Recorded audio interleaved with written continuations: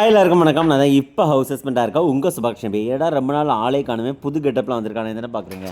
ஆமாங்க, ஹவுஸ் ஹஸ்பண்ட்னா சும்மாவாங்க, உங்களுக்கே தெரியும். ஹவுஸ் ஒய்ஃபாக இருக்க எல்லாருக்குமே தெரியும். வீட்டில் 1008 வேலை இருக்கும். அதில் இந்த வீடியோ எடுக்கிறதுங்கிறது எனக்கு கிடைக்கிற அந்த ஃப்ரீ டைம். ஆக்சுவலாக ஃப்ரீ டைம் கிடைக்கிறது ரொம்ப கஷ்டம். அது கிடைக்கிற நேரத்தில் நம்ம வீடியோ எடுக்கிறது தான். ஏன்டா புது கெட்டப்லாம் வந்திருக்கானு தானே பார்க்குறீங்க, வேறு எதுவுமே இல்லைங்க. உங்கள் எல்லாத்துக்குமே தெரிஞ்ச விஷயந்தான். ஃப்ரைடேனாலே என் ஒய்ஃப்காக நான் ஹேர் மார்க்ஸ் ரெடி பண்ணி அப்ளை பண்ணுறது வழக்கம். ஸோ அதே மாதிரி இன்றைக்கி ஃப்ரைடே. ஸோ அவங்களுக்கு அப்ளை பண்ணி போக மிச்சம் இருந்த ஹேர் மாஸ்க்கு தான் நான் தலைக்கு அப்ளை பண்ணியிருக்கேன். மதியம் சாப்பாடெல்லாம் முடிஞ்சு ஒய்ஃப் ஆஃபீஸில் விட்டுட்டு வந்துட்டு இப்போ ஈவினிங் டிஷ் தான் நான் ரெடி பண்ணிகிட்ருக்கேன்.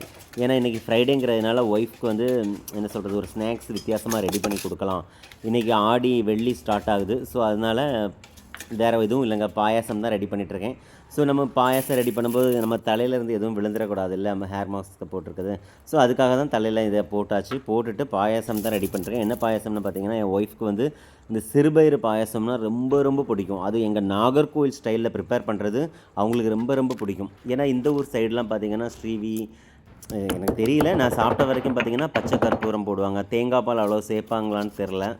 அது அந்தளவுக்கு நாகர்கோவில் அளவுக்கு நல்லா இருக்காது. ஸோ அதுக்காக தான் அவங்களுக்கு பிடிச்ச மாதிரி எங்கள் ஊர் ஸ்டைல் பாயாசம் தான் நான் ரெடி பண்ணிகிட்ருக்கேன். ஈவினிங் என் ஒய்ஃப் ஆஃபீஸ்லேருந்து வந்த உடனே சின்ன குழந்தைங்கள மாதிரி ஸ்வீட்ஸ் இருக்கா, ஸ்நாக்ஸ் எதாவது இருக்கா அப்படின்னு கேட்பாங்க. ஸோ அவங்களுக்காக சர்ப்ரைஸாக அவங்கள்ட்ட சொல்லாமல் தான் நான் ரெடி பண்ணிகிட்ருக்கேன். ஸோ இவ்வளோ ஒர்க்கு வந்து எனக்கு இருக்கிறதுனால தான் வீடியோஸ் கண்டினியூஸாக போட முடியல. இனியாவது நம்ம ஒழுங்காக வீடியோஸ் போடுவோன்னு தான் இன்னையிலேருந்து ஸ்டார்ட் பண்ணியிருக்கேன். பார்ப்போம். அதுக்கப்புறம் ரொம்ப ரொம்ப இம்பார்ட்டண்டான ஒரு விஷயம் நான் உங்கள் எல்லாத்துட்டையுமே ஷேர் பண்ணணும்னு நினைக்கிறேன். என்னென்னு பார்த்தீங்கன்னா, நான் ஒரு ஹவுஸ் ஹஸ்பண்டாக வீடியோ போடுறத பார்த்துட்டு நிறைய பேர், அது யாராக வேணால் இருந்துட்டு போங்க, அவங்களெலாம் சொல்கிற மெயினான விஷயங்கள் என்ன தெரியுமா? எங்கள் அம்மா அப்பா என்னை விற்றுட்டாங்க, என் ஒய்ஃப் வந்து என்னை கட்டாயப்படுத்தி அடிமையாக்கி வச்சுருக்காங்க, அவங்க கட்டாயப்படுத்தி தான் நான் எல்லா வேலையும் செய்கிறேன் அப்படிங்கிற மாதிரி நிறைய பேர் நினச்சிட்டு இருக்காங்க. அது மட்டும் இல்லாமல் ஏன்னா வேலை வெட்டிக்கு போகட்டா இப்படி தான் வீட்டில் உட்காந்து அசிங்கப்படணும் அப்படின்னு. நான் என்னங்க அசிங்கப்பட்டுட்டேன்? நான் எனக்கு புரியலை. நான் ஒரு ஹவுஸ் ஹஸ்பண்டாக இருக்கேன். ஹவுஸ் ஹஸ்பண்டாக இருக்கும்போது என்ன பண்ணுவாங்களோ அதுதான் நான் பண்ணிகிட்ருக்கேன். நான் வேலைக்கு போகாமல் நான் ஹவுஸ் ஹஸ்பண்டாக இருக்கையில் எங்கள் அம்மா அப்பாவுக்கு எந்த பிரச்சனையும் இல்லை. அதை ஓப்பனாக வீடியோ போடுறதுலேயும் எங்கள் அம்மா அப்பாவுக்கும் ஒரு பிரச்சனை இல்லை. ஏன் என்னை உட்கார வச்சு சோறு போடுற என் ஒய்ஃபுக்கும் எந்த பிரச்சனையுமே இல்லை. குறிப்பாக சொல்ல போனால் என் ஒய்ஃப் எவ்வளோ பெரிய ஆஃபீஸில் எவ்வளோ பெரிய போஸ்டிங்கில் இருக்காங்கன்னு தெரியுமா? அப்படி இருக்கும்போதே நான் இந்த மாதிரிலாம் வீடியோ போடுறத என் ஒய்ஃப் ஒரு நாளும் தரக்குறைவாகவும் நினச்சதில்லை, என்னை சப்போர்ட் பண்ணாமல் இருந்ததும் இல்லை.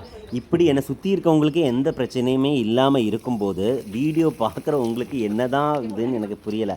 தயவு செஞ்சு ஒரே ஒரு விஷயம் சொல்லிக்கிறேன், என்கிட்ட இருக்க குறைய கண்டுபிடிக்கிறேன், என்ன குத்தம் சொல்கிறேன், இல்லை என்ன லைஃப்பில் முன்னேற்றம் நீங்கள் ஏதாவது அட்வைஸ் பண்ணுறேன்னு நினச்சிட்டு தயவு செஞ்சு உங்கள் வாழ்க்கையை கோட்டை விட்டுறாதீங்க. என் வாழ்க்கையை நான் பார்த்துப்பேன், எனக்கு தெரியும். தயவு செஞ்சு என் முதுகுக்கு பின்னாடி இருக்க அழுக்கை மட்டும் பார்க்காம உங்கள் முதுகுக்கு பின்னாடி 1008 அழுக்கு இருக்குது, அதை க்ளீன் பண்ண பாருங்கள்.